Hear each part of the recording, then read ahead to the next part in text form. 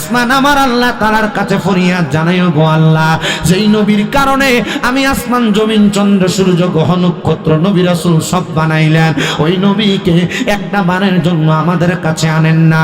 আমার আল্লাহ দোয়া কবুল করেছে, আমার আল্লাহ ওই নবীর আল্লাহ তাআলার বাড়িতে নেওয়ার জন্য, আসমান পর্যন্ত নেওয়ার জন্য আমার আল্লাহ তাআলা সুন্দর করে জান্নাত সাজাইছে। জান্নাত শুধু সাজায় নাই, আমার নবীর জন্য জান্নাতি পোশাক তৈরি করেছেন।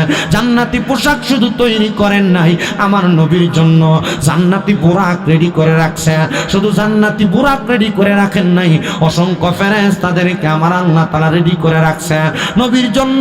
জান্নাতের মধ্যে যেই পোশাক আমার আল্লাহ রেডি করে রাখছেন, ওই জান্নাতি পোশাকটারে রহমতের ফেরেশতারা সারাক্ষণ পর্যন্ত তাওয়াফ করেছিল। আর যেই ফেরেশতা একবার তাওয়াফ করেছে, ওই ফেরেশতা দ্বিতীয়বার তাওয়াফ করার সুযোগ পায় নাই।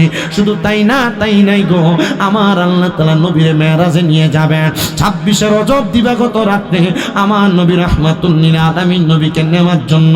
আমার আল্লাহ তাআলা যখন দুনিয়ার জমিনের মধ্যে ফেরেশতারে পাঠাইব, ফেরেশতারে ডাক দিয়ে কই, রে ফেরেশতার দল, যাও জান্নাতের মধ্যে আমার হাবিবকে দুলহা বানায় আনার জন্য আমি আল্লাহ তাআলা জান্নাতের পোশাক রেডি করে রাখছি, তোমরা যে জান্নাতের পোশাকগুলা নিয়ে আসো। জান্নাতের পোশাকগুলা নেওয়ার জন্য যখন ফেরেশতারা গেলেন, যাওয়ার পর দেখতেছেন অসংখ্য ফেরেশতারা নবীর পোশাক মুবারককে তারা সুন্দর করে তামাম করতেছে। এবার ওই পোশাক যখন নিয়ে আসবে, ফেরেশতারা দল ডাক দিয়ে কইল, গো জিবরাইল ফেরেশতা, আপনারা যে পোশাক নিয়ে যাবেন ওই নবী রাহমাতুল লিল আলামিন নবীর জন্য, আমরা তো এই পোশাক দিব না। বলে কেন? আমার আল্লাহরে জিগাইবেননি, ওই নবীরে যেন আমরা ফেরেশতাদেরকে দেখার সুযোগ করে দেয়। আমার আল্লাহ তাআলা দোয়া কবুল করলেন, জান্নাতি পোশাক নিয়ে হযরত জিবরাইল আমিন চলে গেলেন আল্লাহর দরবারে। আল্লাহ কয়, জিবরাইল গো, আমার বন্ধুকে আনার জন্য বোরাক প্রয়োজন। আমার বন্ধুর জন্য জান্নাতের মধ্যে আমি আল্লাহ তাআলা অনেকগুলা বোরাক রেডি করে রাখছি। সব বোরাকের মধ্যে থেকে যেই বোরাকটা তোমার পছন্দ হয়, ওই বোরাকটা আমার হাবিবের জন্য তুমি নিয়ে আসো। চলে গেলেন হযরত জিবরাইল আমিন, ওই বোরাকগুলা দেখতে লাগলেন। অনেক বোরাক জান্নাতের মধ্যে, কিন্তু একটা বোরাক একটা পাশের মধ্যে দাঁড়ায়া দাঁড়ায়া চোখের পানি ফালায়া ফালায়া কাঁদতেছে। হযরত জিবরাইল আমিন বলেন, দুনিয়ার মানুষ তোমরা শুনে রাখো, আমি প্রত্যেকটা বোরাকের মধ্য থেকে আমার মদিনার কামলিওয়ালা দয়াল নবীর জন্য কোন বোরাকটা পছন্দ করব, আমি দেখার আগে দেখলাম একটা বোরাক কান্না করে। আমি যেই বোরাকটা কান্না করে গো, ওই বোরাকটার কাছে যে প্রশ্ন করতে লাগলাম, এ বোরাক, এত বোরাক আছে এখানে, একজন আরেকজনের সঙ্গে কথোপকথনে লিপ্ত, খাওয়াতে লিপ্ত, তুমি কেন কান্না করো? বোরাকের জবান আমার আল্লাহ খুলে দিছে গো। বোরাক ডাক দিয়ে বলতেছে, শোনো শোনো শোনো, আমার আল্লাহ তাআলা যখন আমরা বোরাক জাতিরে বানায়, আমার আল্লাহ বলছে আমাদের মধ্য থেকে যেই কোন একটা বোরাকের পিঠে আমার আল্লাহর বন্ধু রাহমাতাল লিল আলামিন মুহাম্মদুর রাসূলুল্লাহ উঠবে। আমি বোরাক জন্মের পর থেকে এই কারণে কান্দি, আল্লাহ যেন আমি বোরাকের পিঠের মধ্যে ওই নবীরে উত্তোলন করে। হযরতে মরিয়ম আলাইহিস সালাতু ওয়াস সালাম চলে আসলেন, কুচ্ছা বাজে নজর দিয়ে তাকাইলেন। হযরত মরিয়ম বলে, কুচ্ছা, তুমি যার দরজার মধ্যে যাও সে নারীর ইজ্জত তুমি হরণ করো, আমার বুঝতে বাকি নাই তুমি আমার ঘরের দরজায় এসে আমার ইজ্জত নষ্ট করবা। হযরত মরিয়ম বলে, কুচ্ছা, সাবধান, বাইতুল মুকাদ্দাসের কোন দরজা দিয়ে আমার ঘরে প্রবেশ করবা না, তবে অনুমতি আছে, অনুমতি আছে, অনুমতি আছে। কিসের অনুমতি? বলে, আমি 2 রাকাত নামাজ আদায় করব। 2 রাকাত নামাজ আদায় করে হযরতে মরিয়ম আল্লাহ তাআলার দরবারে দোয়া কামনা করে, গো আল্লাহ, আমি মরিয়মের যদি ইজ্জত লুণ্ঠন করে, তুমি আল্লাহ তাআলার তাওহীদের দাওয়াত আমি দেই, তারা আমার তাওহীদের দাওয়াতটাকে অবহেলা করবে। আল্লাহ, তুমি ছাড়া আমার ইজ্জত কেউ রক্ষা করতে পারবে না।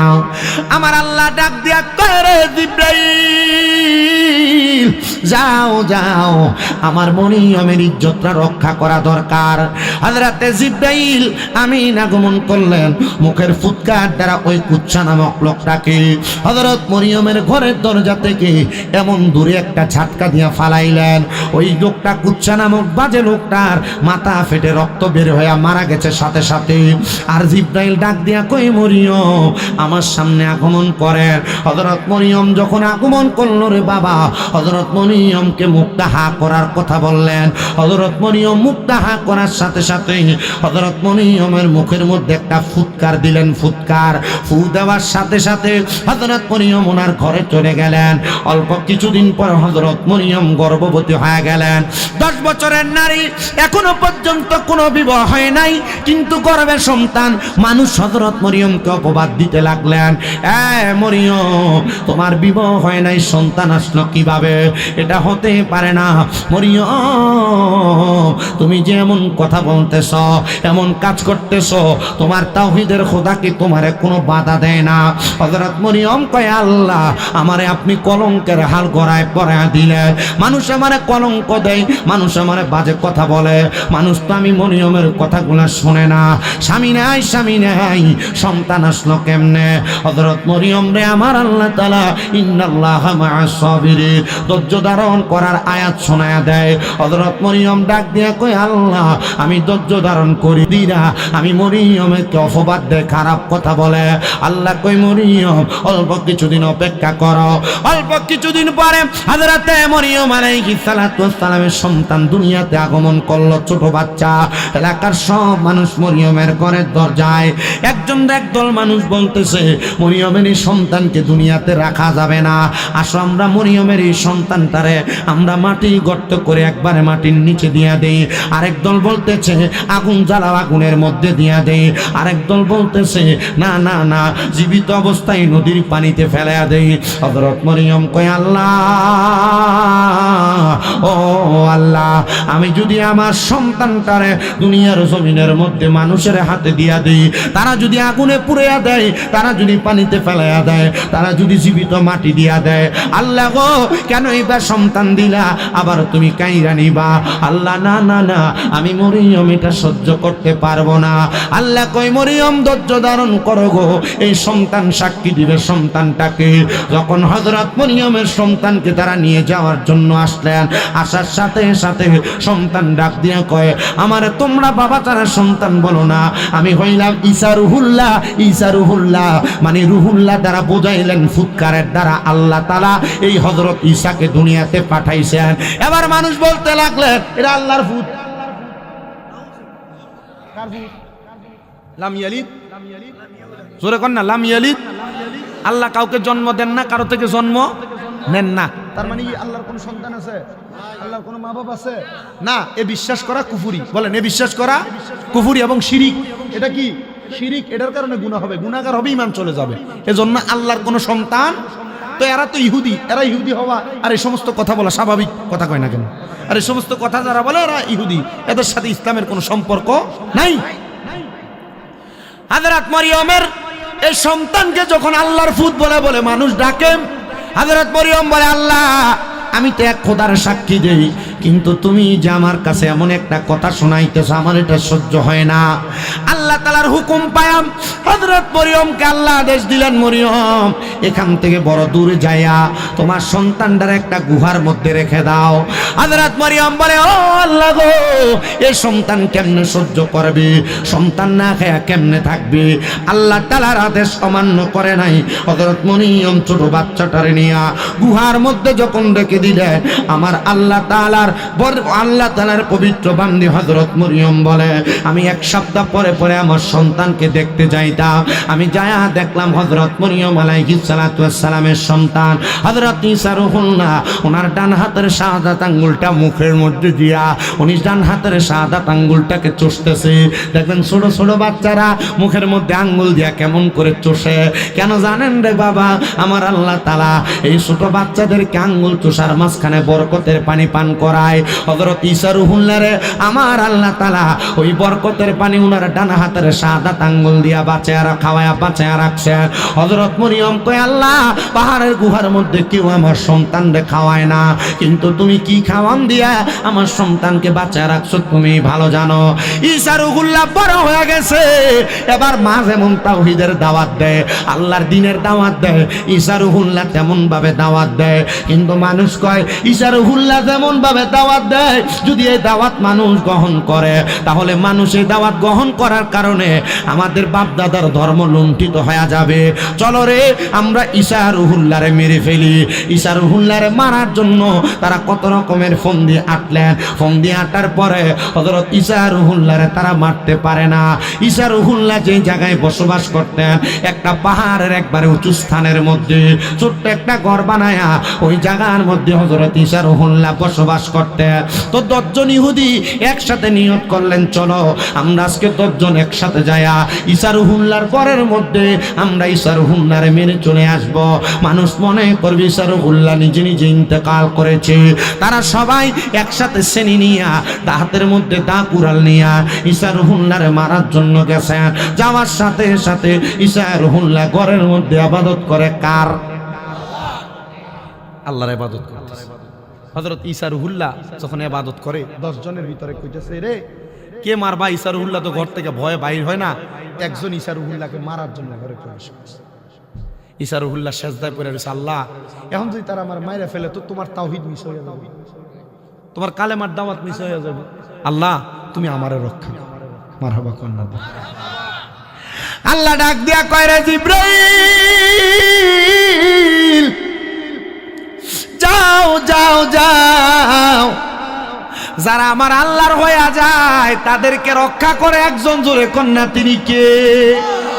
আপনি বিপদে অভাবে টেনশনে মুসিবতে রোগে ভরপুর আপনি আল্লাহর ইবাদতে লাগিয়া থাকেন, দেখবেন আল্লাহ অটোমেটিক আপনার উদ্ধার করে। কথা কয় না? হযরত ঈসা রুহুল্লাহরে যাও উনার ঘরের মাঝখান দিয়ে একটা ফাঁক ফাটাও, একটা ফাঁকা কইরা আমি আল্লাহ তাআলার আসমান কয়টা? কন্যা 7 আসমান। উপরে থাকবো 3 আসমান, নিচে থাকবো 3 আসমান, আর মাঝখানে 4র্থ আসমানের ভিতরে আমার বন্ধু ঈসা রুহুল্লাহরে আইনা তুমি রাখো। মারহাবা কন্যা। ইহুদিরা প্রবেশ করছে। আল্লাহ জিবরাইলের মাধ্যমে ঈসা পয়গম্বররে 4র্থ আসমানে জীবিত অবস্থায় নিয়ে রাখছে, এখনো জীবিত। ঈসা নবীজি যখন দুনিয়াতে ছিলেন উনি সব দোয়ার ভিতরে একটা দোয়া করছে, আল্লাহ তুমি তো সব নবীদের একটা কমন দোয়া কবুল করো, আমি ঈসা রুহুল্লাহর একটা কমন দোয়া হইল আমারে তুমি আখিরি নবীর উম্মত বানাইও। আখিরি নবী কোন নবী? জোরে জোরে জোরে জোরে কয় না? আখিরি নবী কোন নবী? আমাদের নবী। জোরে কন্যা সুবহানাল্লাহ। 4র্থ আসমানের মধ্যে আছেন হযরত ঈসা পয়গম্বর, আমাদের নবীর উম্মত হইয়া দুনিয়াতে আসবেন। ঈসা নবী আসার আগে কিয়ামত হইতো না? এর মধ্যে যা দেখতেছেন অবৈধ কর্মকাণ্ড, গান বাজনা, নাচানাচি, বেরিয়ে তুলঙ্গ, বেফর্দা, বেহায়াপনা, মানুষ হারাম সুদ ঘুষ খায়, এ ফরের হক মাইরা মাইরা খায়, এটি যা দেখেন সব কিয়ামতের আলামত। যা দেখেন তা কিসের আলামত? কিয়ামতের আলামত। হযরত ঈসা রুহুল্লাহ যখন 4র্থ আসমানে, তো যারা ঈসা রুহুল্লাহর লগে অন্যায় করছে এর একটা শাস্তির দরকার আছে না? আল্লাহ তাআলা জিবরাইল আমিনের মাধ্যমে যেই লোকটা ঈসা রুহুল্লাহরে মারার জন্য ঘরে প্রবেশ করছে ওই লোকটার চেহারাটা ঈসা নবীর মতো বানিয়ে দিছে। বাইরে হইয়া অনে 9 জন চিন্তা করে দেখরে ঈসা নবী আমরা লোকের মাইরা ভাগিয়া দিতেছে। ঈসা নবী মনে কইরা তারা নিজের লোকরে মারছে, ঘরে প্রবেশ করে দেখে ঘরের মধ্যে ঈসা রুহুল্লাহ নাই, তারা তাদের নিজের লোকরে মেরে ফেলছে। এবার তারা যখন চলে যায়, এবার অল্প কিছুদিনের মধ্যে আমার আল্লাহ তাআলার আসমান আর আল্লাহ তাআলার জমিন এই দুইটার মধ্যে বড় কথোপকথন হচ্ছে। আসমান এবং জমিনের মধ্য থেকে কথা হয়, আসমান ডাক দিয়া কয় এ জমিন আমার আল্লাহ তাআলা আমার আসমান রে বড় সম্মানিত করেছে। জমিন বলে না না না আমাদের আসমানকে সম্মানিত করেছেন। আসমান বলে জমিন হ্যাঁ হ্যাঁ হ্যাঁ তোমারে সম্মানিত করেছেন, কিন্তু আমার আল্লাহ তাআলা আমরা আসমানের মধ্যে এমন একজন নবীকে রাখছেন যেই নবী জীবিত অবস্থায় পর্যন্ত এখনো পর্যন্ত আছে। জমিন আর কোনো উত্তর আসমানকে দেয় না।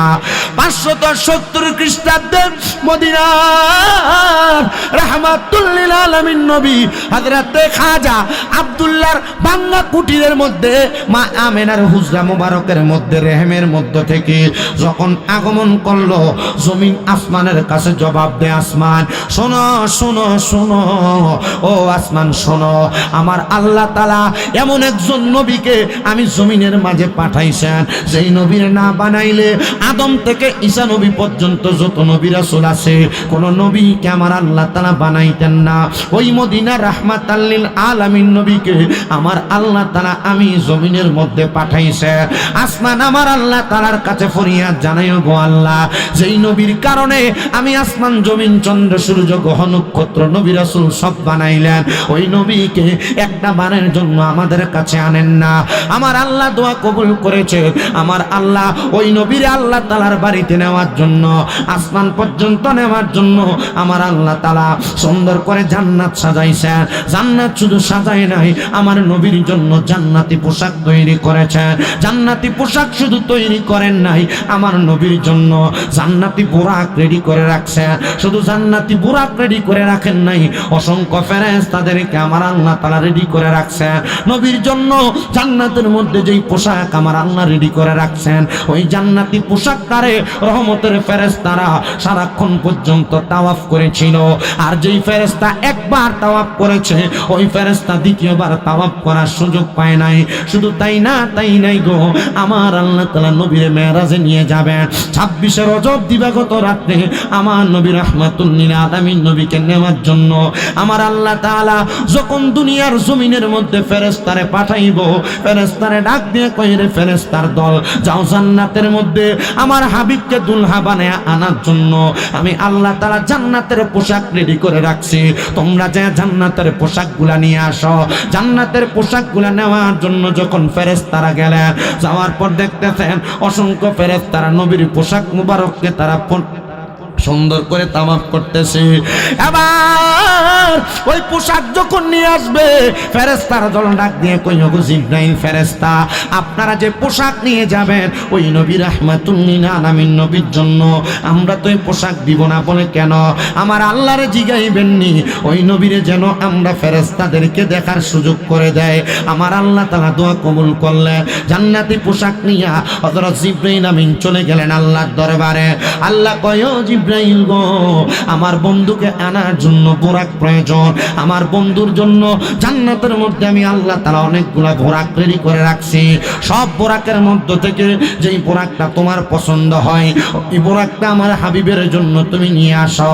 চলে গেলেন হযরত জিবরাইল আমিন, ওই বোরাকগুলা দেখতে লাগলেন।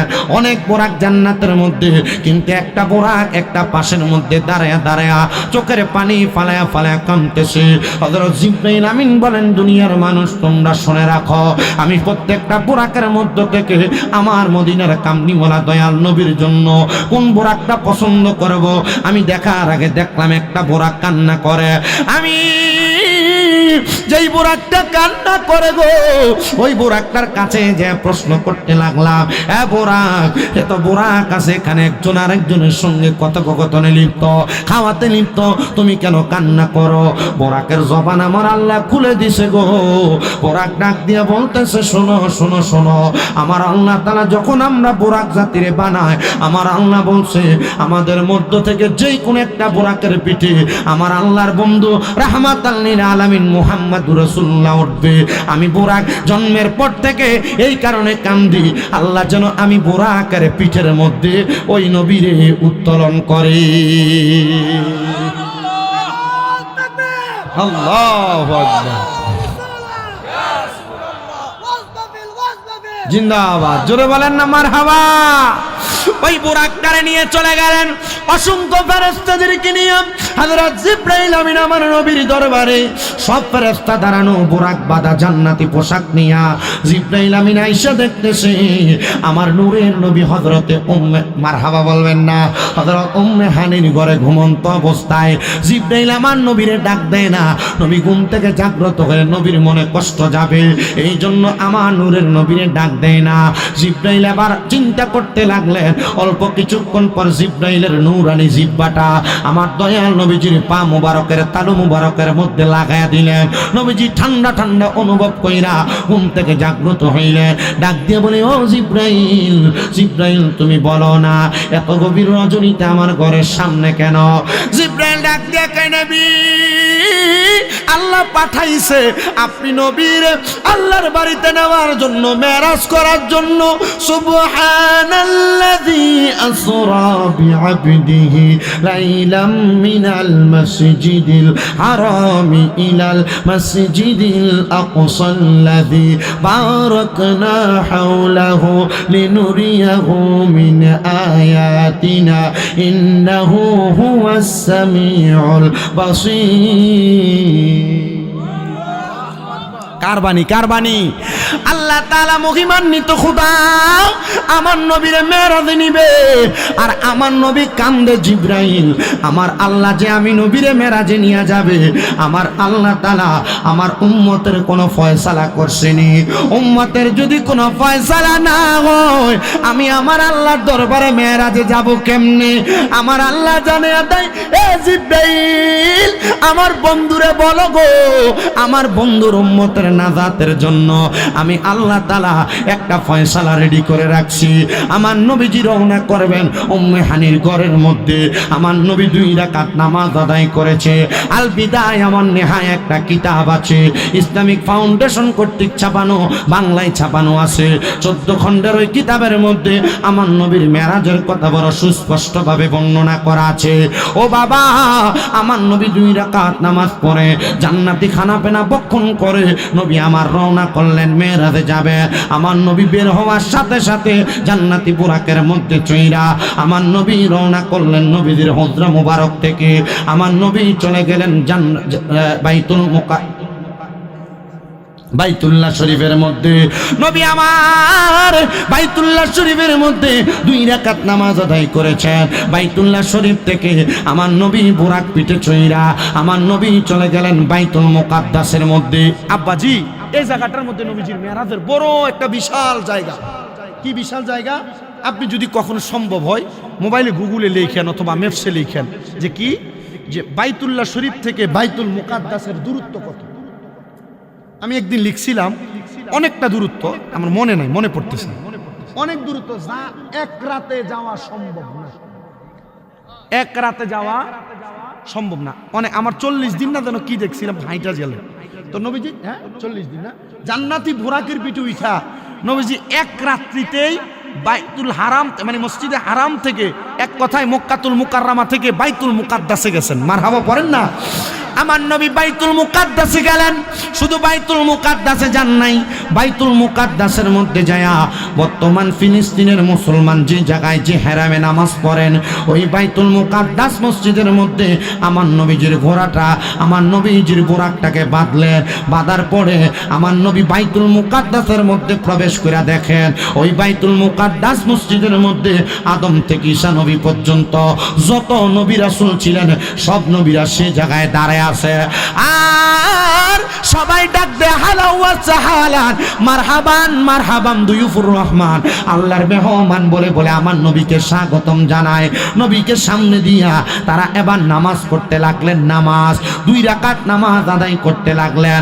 ও বাবা শুনেন গো, এই জন্য আমাদের নবী মুহাম্মদুর রাসূলুল্লাহ সাল্লাল্লাহু আলাইহি ওয়াসাল্লাম নবীজির একটা উপাধি হলো ইমামুল মুরসালিন। ইমামুল মুরসালিন। কেন?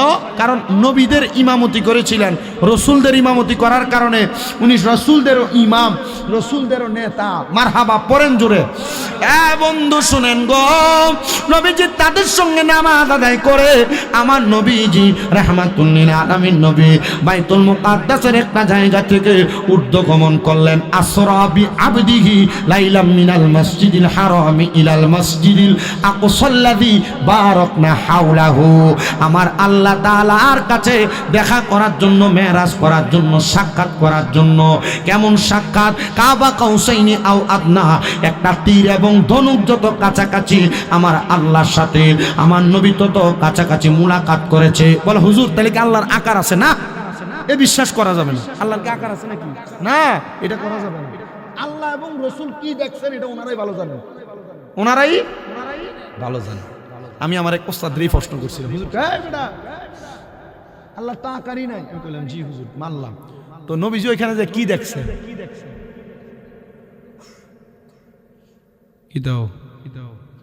আমি জিজ্ঞেস করছিলাম কি দেখছেন? বলছে এটা আল্লাহ এবং তার রসুল ভালো জানে। সুবহানাল্লাহ পড়েন না।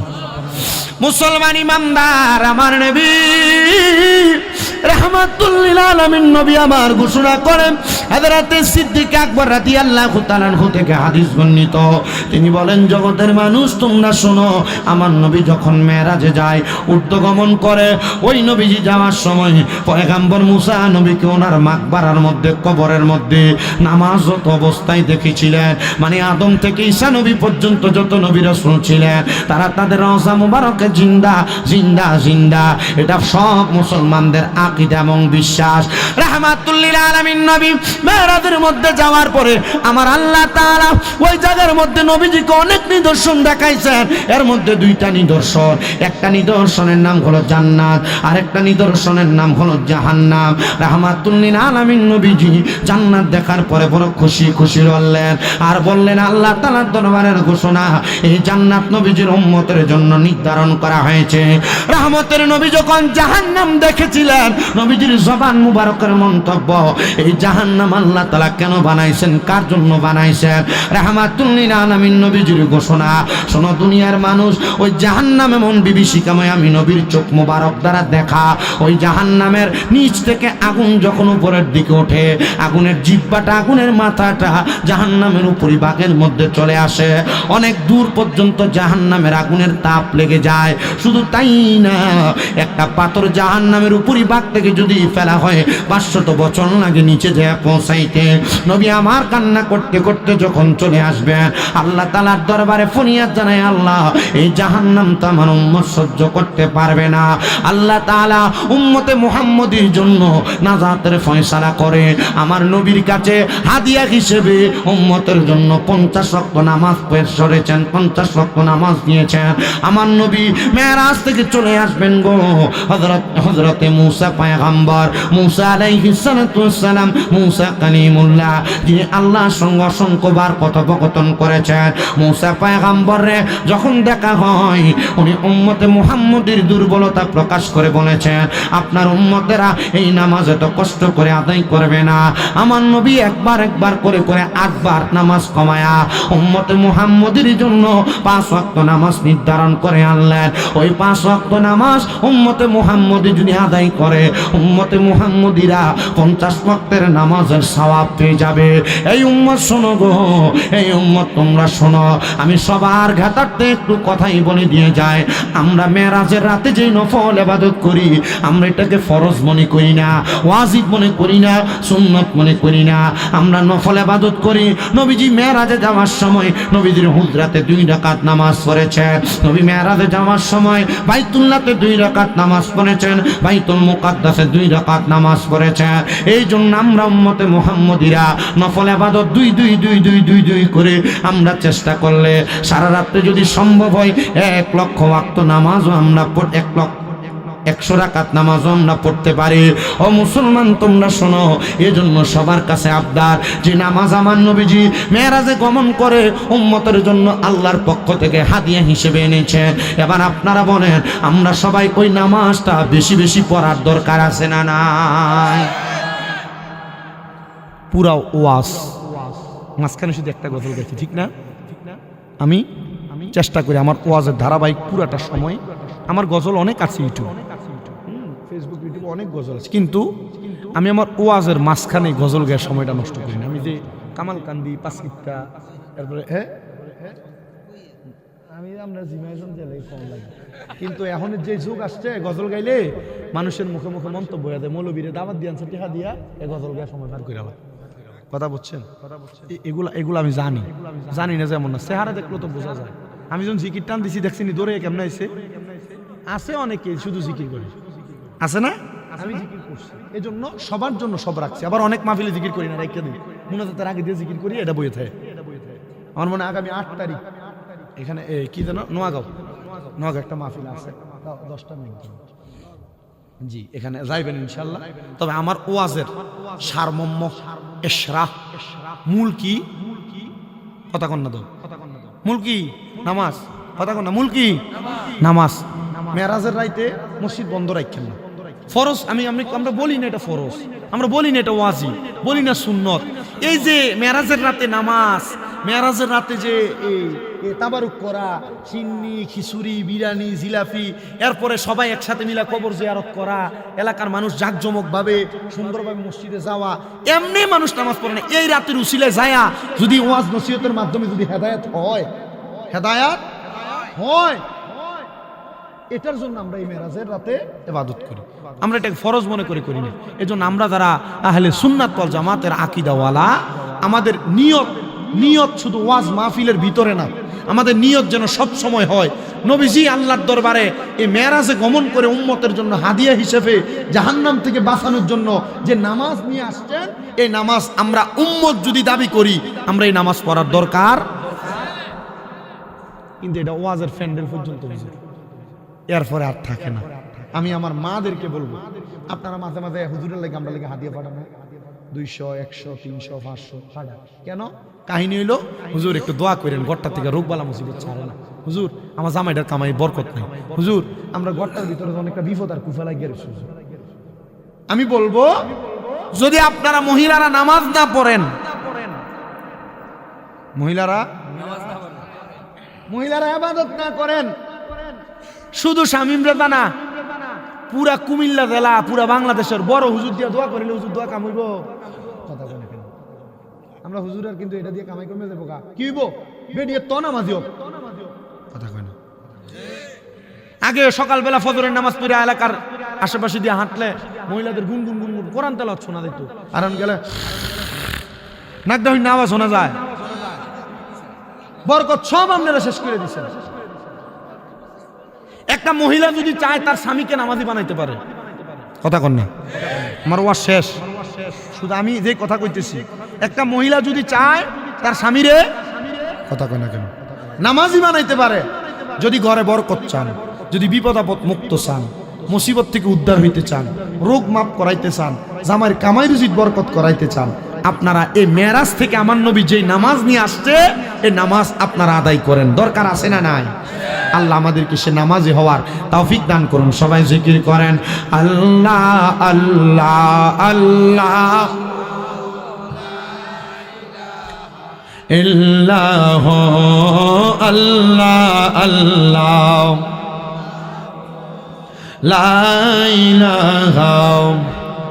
মৌতের তুফান চলবে যখন নবীজি আমরার, দয়া করে দেখাইয়েন চেহারায় আনোয়ার নবীজি আল্লাহ আল্লাহ লা ইলাহা ও আল্লাহ আল্লাহ লা ইলাহা।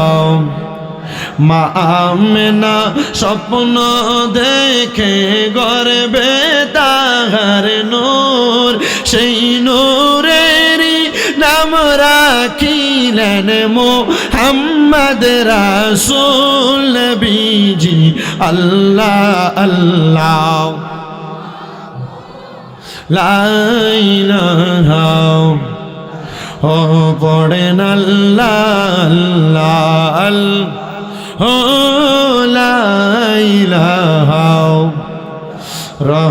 রহমত বরকত লইয়া নবীজি আসলেন এই ধরায় আসুন সবাই দাঁড়াইয়া সালাম জানায়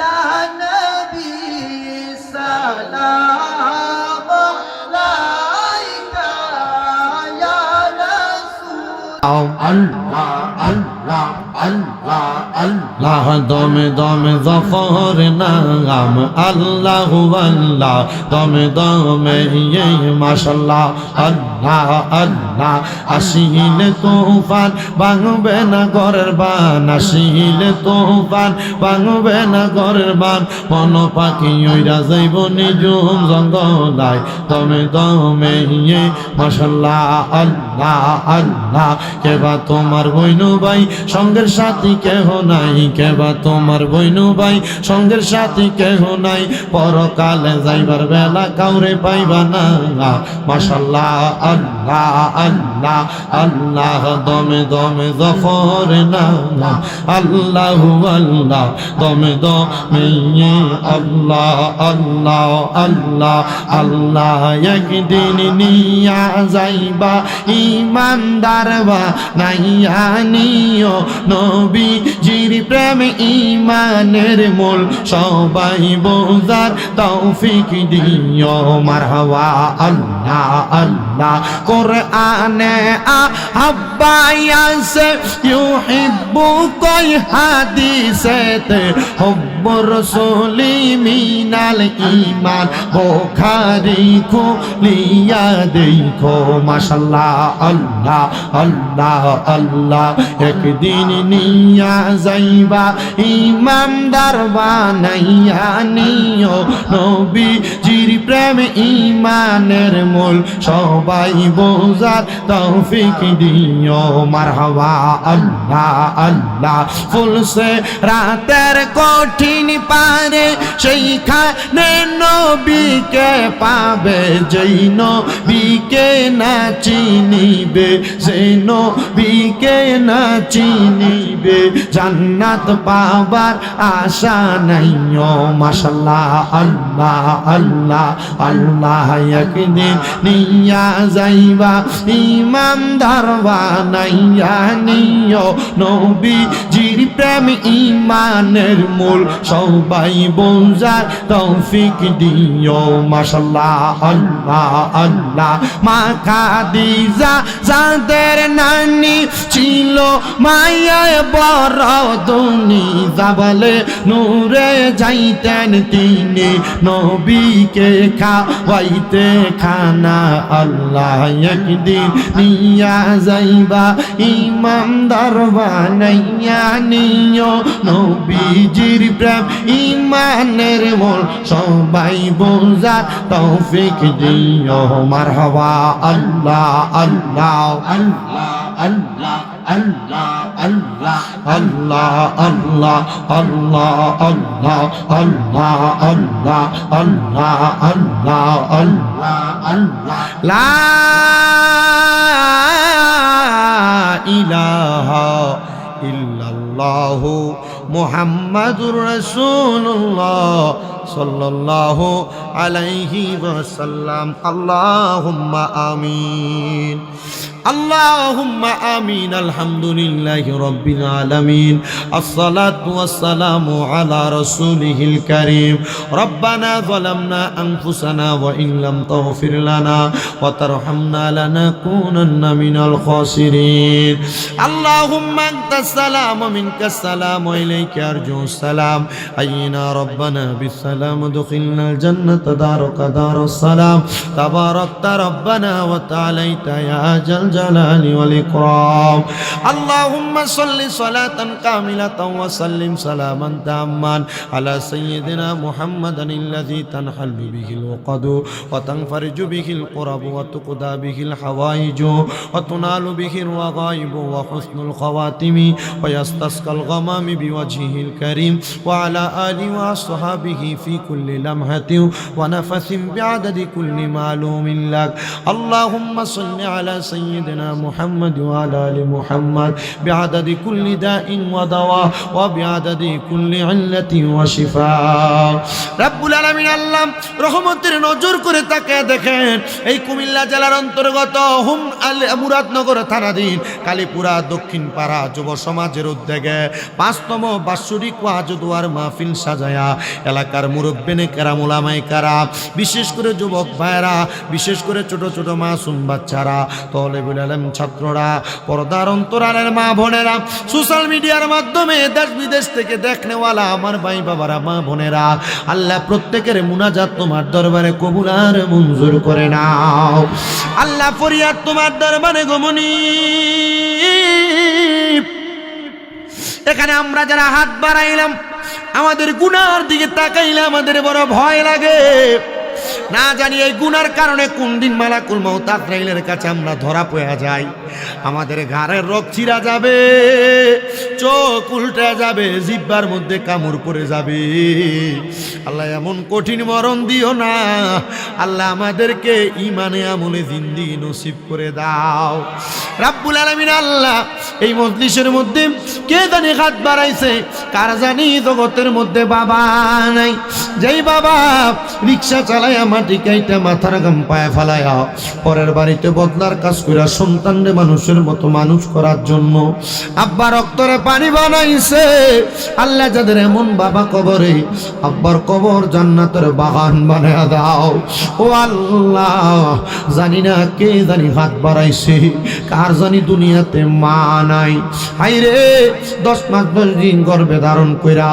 সন্তানের প্রসব বেদনা সহ্য কইরা নিজে না খেয়ে সন্তানের রাত্রি যাপন করে কষ্ট করে মানুষ কইরা আজকে কার জানি এমন মা কবরে আল্লাহ তাদের আম্মার কবর জান্নাতের বাগান বানায়া দাও এমন অনেক ভাগ্যহারা সন্তান আছে যার তকদিরে মা বাপ দুইজন আল্লাহ উঠে নিয়ে গেছে আল্লাহ তাদের আম্মা আব্বা দুইজনের কবর নাজাতের ফয়সালা করে দাও আম্মা আব্বা চইলা গেছে ওই আল্লাহ যারা রে ফালাইয়া তারা রে রাইখা গো গেছে কান্দিবার লাগিয়া আল্লাহ যাদের মা বাবা কবরে আম্মা আব্বার কবর জান্নাতের বাগান বানায়া দাও যাদের মা বাবা বেঁচে আছে হায়াতে তয়্যিবা নসিব করে দাও অনেকের মা বাবা সুস্থ আছে পরিপূর্ণ সুস্থতার নিয়ামত দান করে দাও আমারও মা অসুস্থ আল্লাহ 8 মাসের উপরে আল্লাহ তুমি আমার আম্মারে সুস্থতার নিয়ামত দান করে দাও আল্লাহ বিশেষ করে গো মনি পর্দার অন্তরালে অনেক মা বোনেরা দোয়া চাই মায়ের বংশ বাবার বংশ দাদা দাদি নানার আত্মীয় স্বজনের বংশধর প্রত্যেককে তুমি মাফ করে দাও এখানে যারা হাত বাড়াইছেন যারা দেশ বিদেশ থেকে হাত বাড়াইছেন প্রত্যেকের ব্যবসা বাণিজ্য কাজকর্মে চাকরিতে বরকত দান করে দাও অনেক প্রবাসী ভাইরা বিদেশ থেকে দোয়া চায় আল্লাহ আমার প্রবাসী ভাইদের কামাই রুজিতে বরকত দেন যাদের আকামানে আকামার ব্যবস্থা করে দেন যাদের কাজ কাম নাই কাজ কাম দিয়া দেন আল্লাহ অনেক অভাব অনটনের মধ্যে সময় কাটায় অবনটন দূর করে দেন কঠিন বিমার থেকে আপনি শেফা দান করে দেন আল্লাহ কালীপুরার দক্ষিণ পাড়া যুব সমাজের ভাইয়েরা যেই যুবকেরা তো কষ্ট করে জান্নাতের বাগান মাহফিল সাজাইছে এই মাহফিলে যারা টাকা দিয়ে পয়সা দিয়ে শ্রম দিয়ে বুদ্ধি দিয়া পরামর্শ দিয়া মাইক দিয়া লাইট দিয়া প্যান্ডেল দিয়া মিডিয়ার ভাই সম্মানিত শ্রোতা মণ্ডলী পুরুষেরা মা বোনেরা আল্লাহ প্রত্যেকের খাস দোয়াগুলা তোমার দরবারে কবুল আর মঞ্জুর করে নাও আর ফরিয়াদ তোমার দরবারে এ মাহফিল 5তম মাহফিল কিয়ামত পর্যন্ত মাহফিল তুমি কবুল মঞ্জুর করে নাও আল্লাহ মরণ দিবা দুঃখ নাই তবে বেঈমান বানায়া মরণ দিও না আহাসুল খাস শেষভাবে আল্লাহ ফরিয়াদ জানাই সমস্ত পৃথিবীতে আল্লাহ ফিলিস্তিনের মুসলমান সহ আল্লাহ সুদানের মুসলমান সহ যত জায়গায় মুসলমানরা নির্যাতিত জালেমের জুলুম থেকে তাদেরকে হেফাজত করো এই সোনার বাংলাদেশের উপর তোমার খাস রহমত বরকত দান করে দাও আর মরণের আগে প্রত্যেকের আখিরি জবানে মধুর কালেমা পড়ে দিয়ে লা ইলাহা ইল্লাল্লাহু মুহাম্মাদুর রাসূলুল্লাহ সাল্লাল্লাহু আলাইহি